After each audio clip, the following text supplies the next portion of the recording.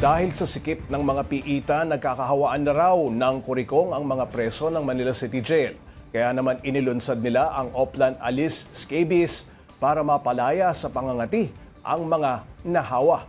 Para bigyan ng mukha ang balita, Mobile Journal, Kayla Makantan. Sabihin nyo yung pangalan pagka dito ka dumaan sa Huwag kang dadaan dyan ha. Dito ka sa... Alas 8 pa lang ng umaga, nakapila na ang persons deprived of liberty ng Manila City Jail Male Dormitory. Kaya isa-isa silang papasok sa designated area na ito, kung saan hubot-hubad silang lalagyan ng mga nurse ng benzyl benzoate lotion sa pamamagitan ng spray. Kapag nalagyan na ng lotion, kinakailangan nilang ikalat ito sa buong katawan. Hindi na rin sila pwedeng mabasa pa, kaya ang paliligo, kinabukasan na.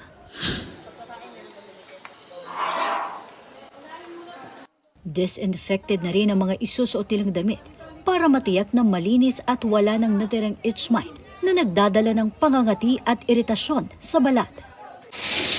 Maging ang mga selda, dinisinfect din para masigurong malinis na bawat sulok. Isang buwang pinagplanuhan ng gamutan matapos malaman noong nakaraang taon na positibo sa kurikong ang nasa 10% ng 3,589 PDLs.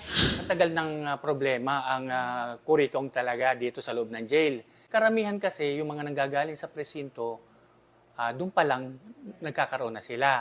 And then papasok dito, nakukumit dito, and then makakasalamuhan nila yung mga kapwa nila, mga PDL. Ayan, magkakaroon na sila ng contact, then magkakahawan.